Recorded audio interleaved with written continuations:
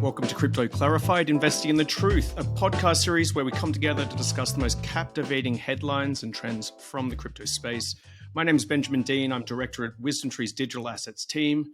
I'm sitting in Zurich right now in a hotel room feeling very grey, but the good news is I'm joined once again by my co-host, the ever-brilliant Camilla Russo, the founder of the Defiant Media. Cami, what's happening on your end? Hey, Ben. Great to be here. So much has happened. I think, we'll get into the most interesting angles of what we've seen gone down the past couple of weeks. But yeah, always busy in crypto. Well, I'm glad someone's brought some color into this world today. Thank you for doing that. Listeners should go to the defiant.io for all your DeFi information needs and check out Cami at Cami Russo on Twitter. We've also got another guest today, the one and only Jason Guthrie, head of digital asset product at WisdomTree. Long time no see, Jason. It's great to have you back.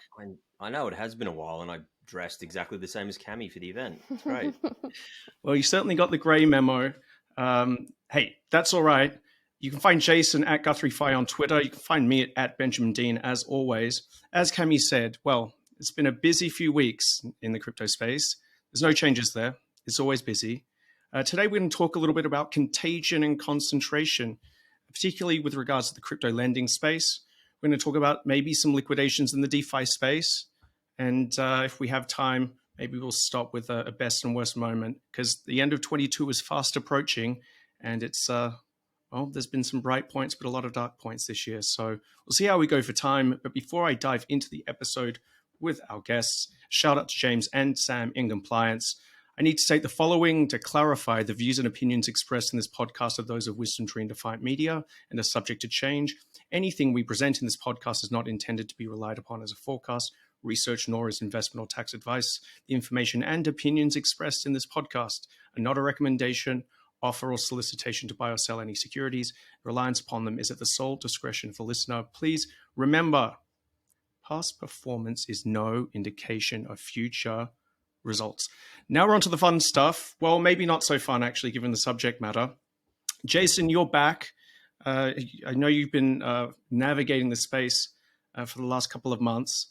We've got some recent news this last day or so. The BlockFi has filed Chapter 11, yet the latest body to float to the top of the sea after the explosion that was Luna earlier in the year. Let's maybe help listeners a little bit. They might not be necessarily familiar with BlockFi if they don't follow the space or live in the United States. What is BlockFi and what's happened to them? This has been one that's been coming for a while, right? BlockFi was one of the more successful kind of crypto lenders out there, like yield generation opportunities that I think they had about 10 billion at their peak. Correct me if I'm wrong, but like a serious amount of assets that they were kind of managing, and in essence, like they've gone bust. And this has been coming for a while. Like this was very tied up with Three Arrows Capital that we've talked about for ages, and the Terra Luna kind of events. But this one's, and it's just, as you say, it's the latest in a long string of companies that have kind of gone out of business around this. And I think it's, we really kind of need to be a bit realistic about kind of what's happened here and what was happening here. Like there's no free lunch in investing. Like everybody knows this, right? If something's generating excess returns, then they're taking on risk somewhere. And I can understand why people maybe didn't scratch the surface as much as they should have around these sort of things. It definitely wasn't transparent, but the acceptance of that lack of transparency, came at a time when it was impossible to generate an interest rate anywhere else. You would get, in Europe, you would get negative return on a bank account. So the idea that people were trying to find something to do with their money that would generate them a positive return, that's understandable. But, there is no free lunch in this space. And, whilst they were nominally related to kind of the crypto ecosystem, they weren't doing anything fundamentally new, right? They were taking money in and lending it out. Lent that out to companies that had a higher risk profile and therefore, were willing to pay a higher rate because they couldn't get funding elsewhere. That's what's used to generate the return. And that risk has, come to bear. Again, the idea that they weren't transparent about that risk, I think is the real problem here. Like if you want to take a high risk, high yield investment, that's absolutely fine. Like leveraged hedge funds exist, like lending to distressed debt funds exist, lending to small cap corporates. Like these things will generate outsized returns, emerging market bonds, whatever it might be. But you really need to know what's kind of under the hood. So I think for a lot of this, this kind of activity has managed to somewhat go undiscovered in the hype that, hey, there's this, blockchain DeFi, it's going to be revelatory, the business models are going to be brand new. And I do believe the technology's going to be transformative, but that doesn't mean everyone that associates themselves with this is doing something transformative. Some of them might just be taking a lot of risk and not telling you. Cami, what's the kind of view from the folks in the DeFi space, your coverage on the Defiant.io? Where do you folks sit on this as you watch this unfold? Yeah, so I absolutely agree with Jason that centralized lenders in crypto weren't doing anything very different from what we already had in traditional finance. I mean, they were taking custody of assets and deploying those assets elsewhere to generate some sort of yield. Unfortunately, I have argued before that this year has proved that CeFi is actually worse than traditional finance in many respects, because in TradFi, you're giving up your assets, but at least, you have some sort of safeguard there. Like deposits are insured in a bank. There is some regulatory framework that requires levels of capital, that requires disclosure, where you can at least, demand to know kind of what has been done with your money. Of course, like that's many times exploited, and people, and there's fraud and all of these things, but there is some kind of like resource that people can take, and that's not the case in centralized finance, in CeFi, in crypto centralized finance. So I think, for us in crypto, what we should be advocating for is a system that is actually different and better in at least some ways than traditional finance, because then otherwise what's the point in, just like building an entire new asset class and keeping the worst practices of how we used to do things? It doesn't make any sense. And for me, that kind of new and in some ways better ways of doing things is decentralized finance. It's where you can actually get transparency.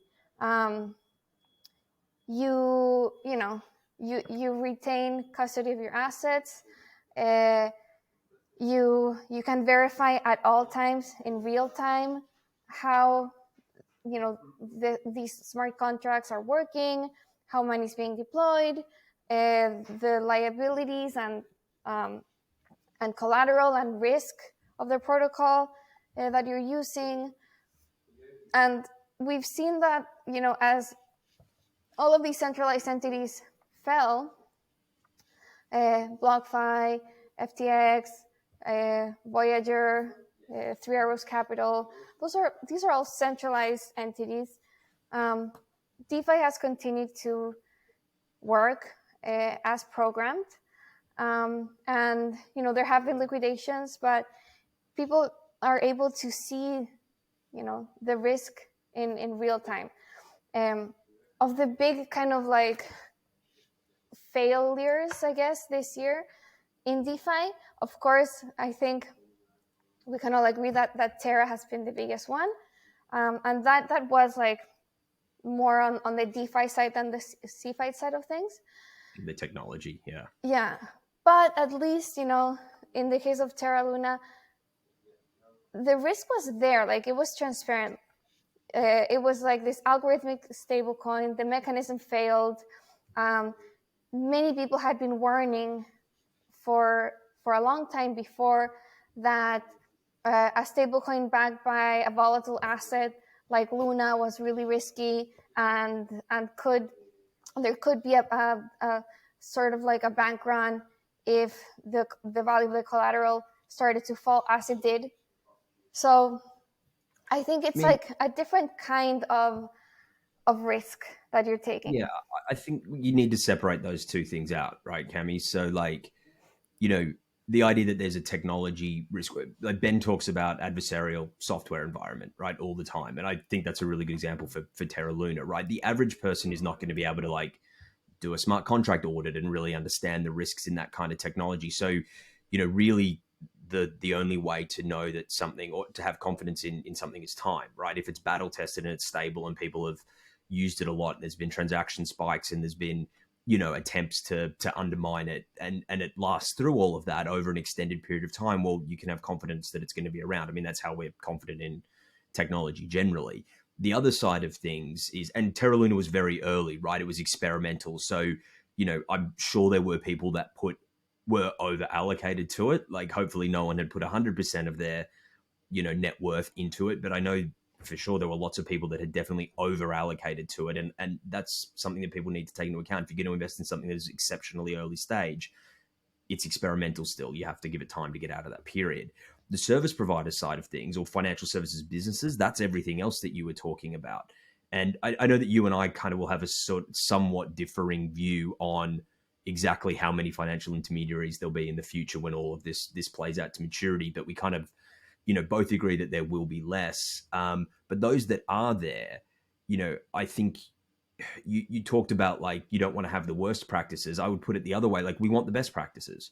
There is best practice for things that are known: transparency, disclosure, consumer centricity, risk management.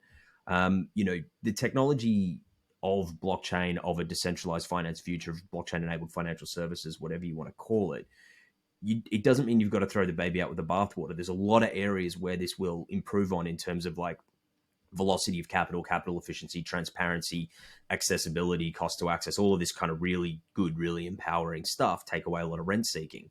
But that doesn't mean you need to discard all the learnings. And in the essence, if you are doing a pattern that is familiar, that you aren't fundamentally changing, like, I don't know, running a loan book, then adhere to best practices. Like, we know how to do this efficiently. There are thousands, millions of loan books globally across banks, insurance companies, whatever, people running these mortgages, car loans, whatever. They don't blow up every day, and they don't blow up because there's like solid risk practice around it, because there's disclosure, because like there's reporting requirements. Like, we can, as a industry, as a segment, like, demand this of people in our space. And I think we need to do a better job of that, right? We need to call a spade a spade. You're running a loan book, then act like this. All right. So let's zoom out a bit for the listeners then, because we can get a bit abstract sometimes, but we're on the right track here. I like the way Cami set this up as along a spectrum.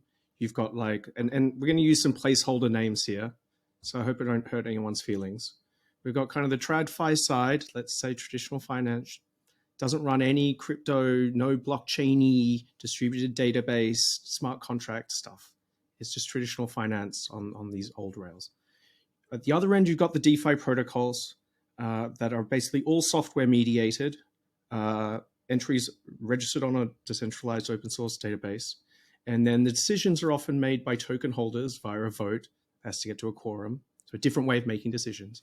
And Cami, your contention is like in the middle, there's the CeFi. And what we've seen here is the CeFi. What is that CeFi? I mean, BlockFi obviously took deposits via a distributed ledger, but they were lending, right? And it was a centralized, incorporated, regulated entity in the United States. Is that what we mean by CeFi in the middle?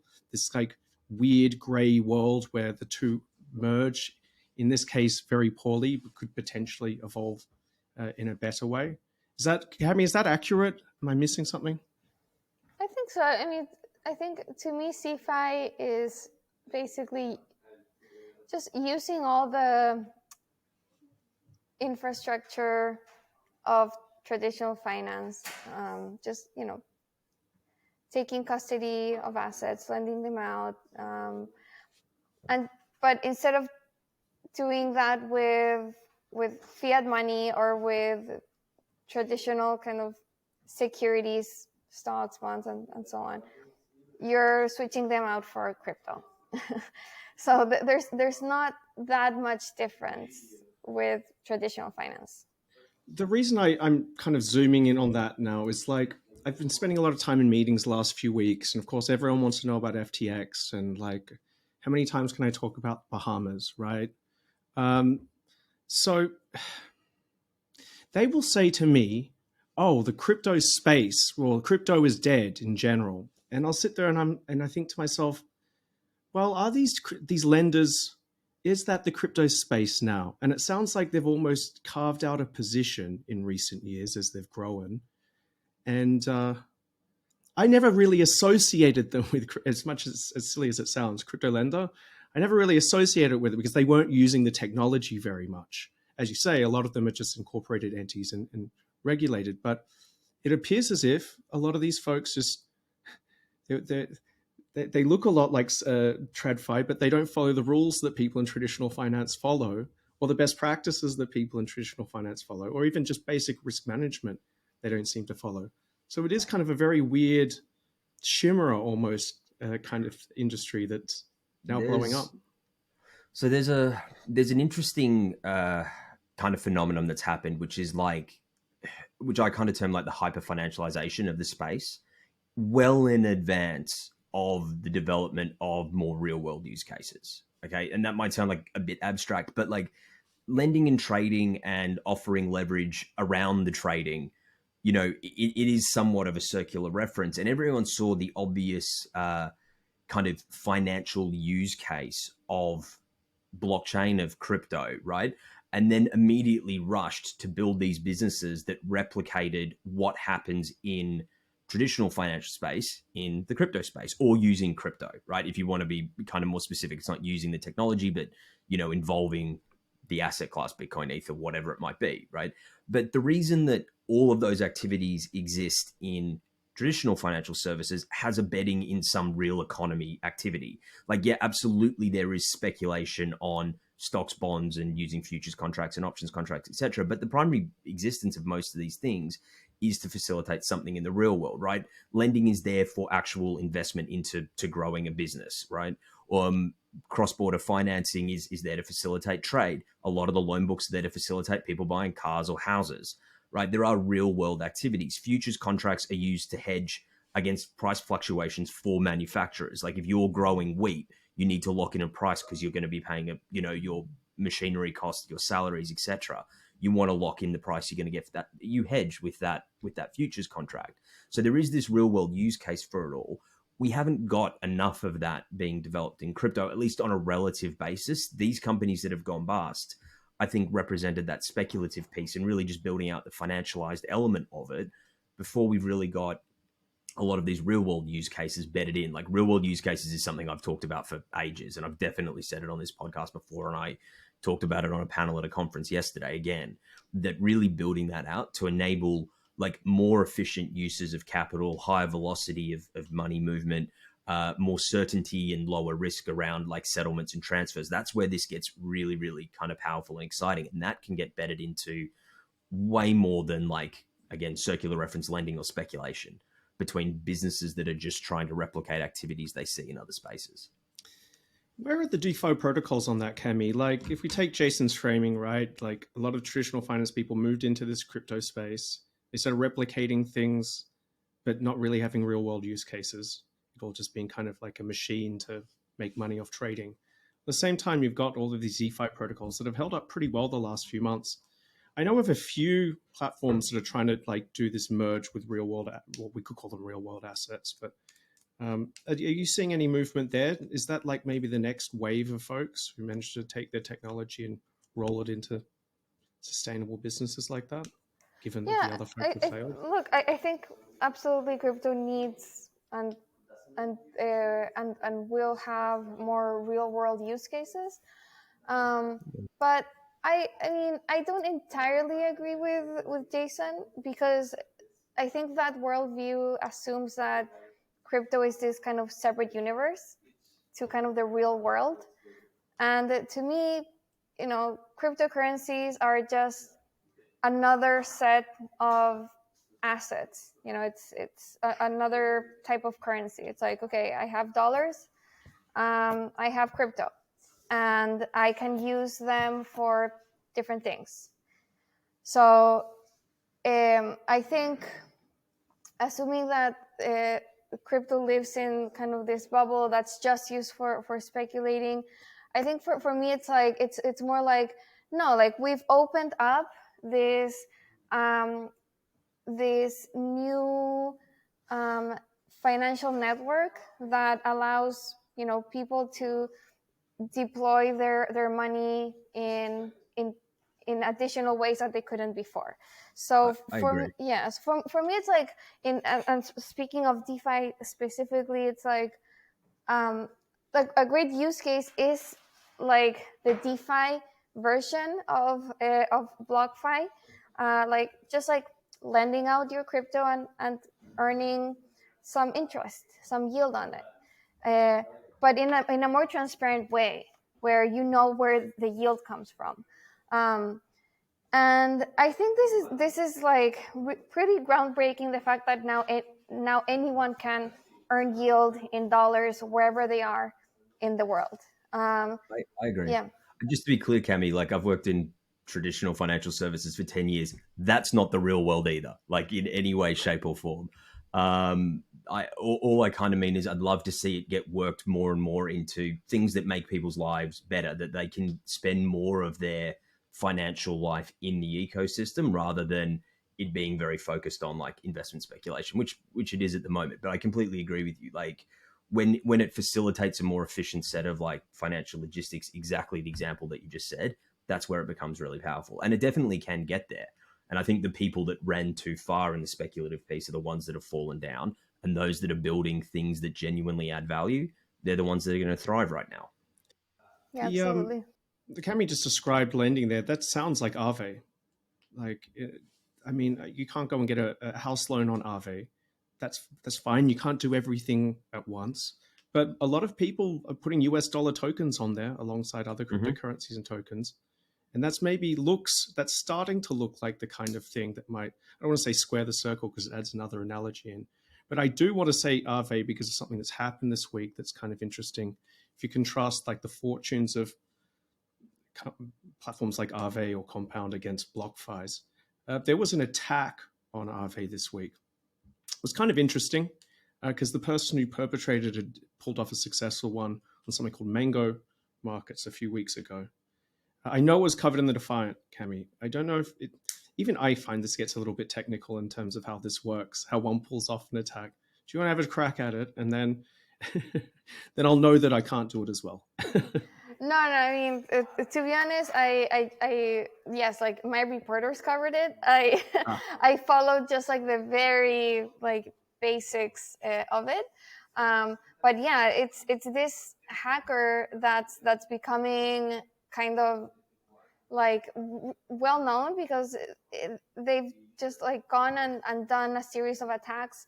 They actually announced this exploit was possible on Aave in a blog post like weeks ago, and now they just went ahead and executed it. So that was pretty ballsy.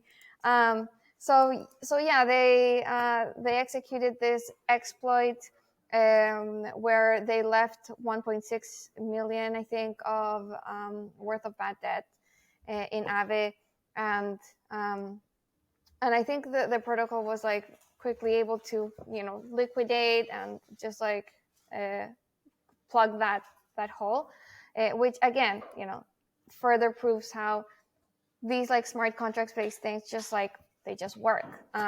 And we like us like watching this space, we're able to see that this was going on real time, unlike all of these CeFi entities that have blown up because of things that went wrong months beforehand. So that was just like a stark difference there with an exploit that happened on Aave, the bad debt, the liquidations that everyone was able to see as it was happening real time. And then what's interesting too is the consequence, like how governance and the token holders around Aave, like the management of Aave, responded to this, which was to reduce risk. And this was, a voluntary decision that that the protocol took to decommission some of the riskier liquidity pools there, and to make this protocol safer and prevent something like this exploit happening in the future. And that was without any regulator having to come down and tell them what to do, or any kind of specific set of risk parameters or anything like that. But it was just like a voluntary step from this DeFi protocol. So I think it was just like really interesting. Was that one that was voted on by the governance token holders? Yeah. That's really interesting to sort of see, like it's almost like market forces driving risk management, right? That's really interesting. So I'll spell it out then, because there's an excellent article, as Cami says, on The Defiant, and this one of your journalists has written it far better than I could ever do, and very succinctly. This person, as you said, Cami, right out in the open says, here's what I'm going to do. I'm going to deposit 39 million of this dollar-pegged USDC circle, and then I'm going to borrow CRV, which is a token issued by Finance, which is another large centralized exchange. The trader then dumped the CRV, driving down its price. CRV ultimately rebounded, liquidating this person's position. The borrowed token's value outstripped the USDC collateral, but the price swung quickly enough that the Aave liquidators, the users of the Aave, who essentially arbitrage, I guess, they couldn't keep up. So it resulted in $1.8 million in bad debt. As you said, like, having seen that, the governance token holders of Aave and Compound subsequently, another one of these exchanges, went and voted to limit low liquidity tokens on their marketplaces out of for pure risk management.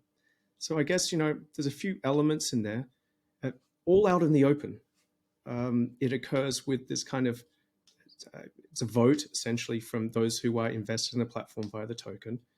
The bad debt was limited, and they have provisions in place, like they've all pooled money there to make up for any of these bad debts in the safety module. So, yeah. I mean, Jason, you said one element of that's interesting, but if we compare that with what happened to BlockFi, I mean, it was months before we found out just how bad things were.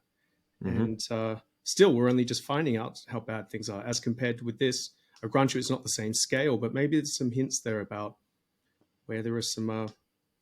maybe that's not classic risk management, right? That's not how you don't run a governance vote, but that's maybe how you can start, like, taking the best from one side and putting them in the other, or at the very least conducting this stuff in the open. So no, that does definitely represent, like, look, the atomic swap nature of how things happen in these DeFi pools is transformative, and the idea that you can get this sort of community driven, user driven risk management, again, that can be really powerful. So that's sort of starting to represent different business models that add utility. That's the kind of stuff that's exciting for sure. Yeah. Someone asked recently, or maybe just earlier today, if they think that, having seen the events of the past 6 to 9 months, they think the space is going to disappear entirely. After chatted with you both today, now I'd be looking at that crypto lending, or as Cami said, that CeFi sector, and having seen now that set of experiments fail, they're trying to like merge the two benefits from DeFi, mix it with the best practices of TradFi. That looks very sick and is in the process of disappearing. But there's maybe some potential in the future if someone's created enough to build the right operational and business model that can take advantage of the benefits of the technology with the best practices. Maybe there's something there. Maybe that's how it ends up going. Absolutely. I think there's a lot of people still building toward like really admirable goals. We're still building, right? This technology is powerful. I think the belief from those that are in the weeds that, financial services is going to get reorganized around this, that blockchain enabled financial services, DeFi powered financial services are going to be a driver of kind of the way things operate in the future. I don't think that has been lessened at all by any of this. So if you're going to take anything away, we need to do better in order to grow to that potential. That's, anything that comes across as criticism from what I say is coming from that angle. Like, I want this space to grow to its full potential. And so we do need to be better, and we need to call out bad practices, and we need to call a spade when it isn't transformative, but just risk by another name or whatever else.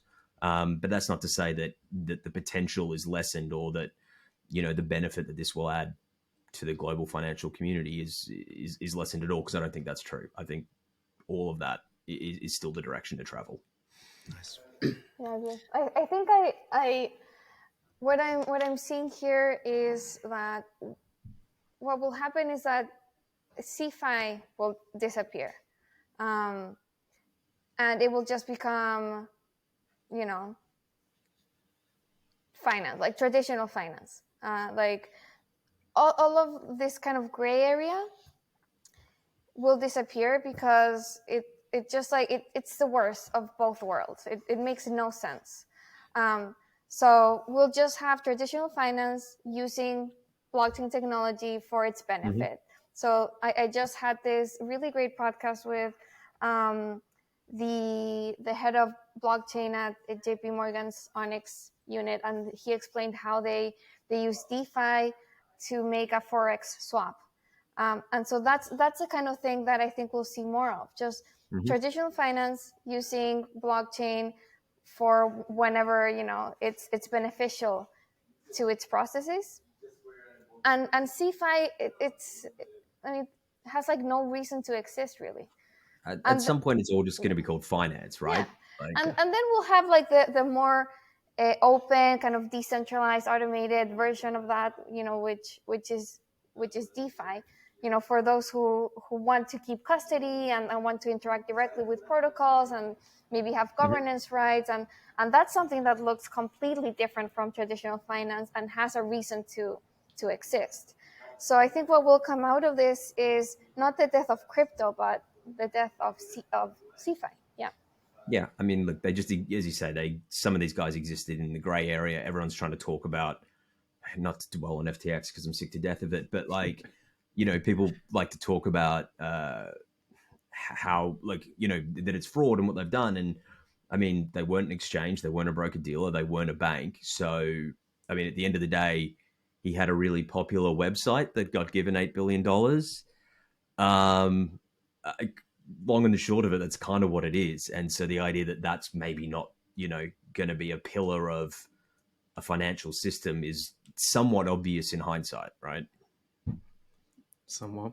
We'll see one day if like e-commerce just became buying stuff on Amazon. Right. If one day, the two end up merging. Well, you just say commerce now, right? Like no one has buy used stuff. the term. E-commerce. If you know the term e-commerce, it's dating you at this point. Yeah, absolutely.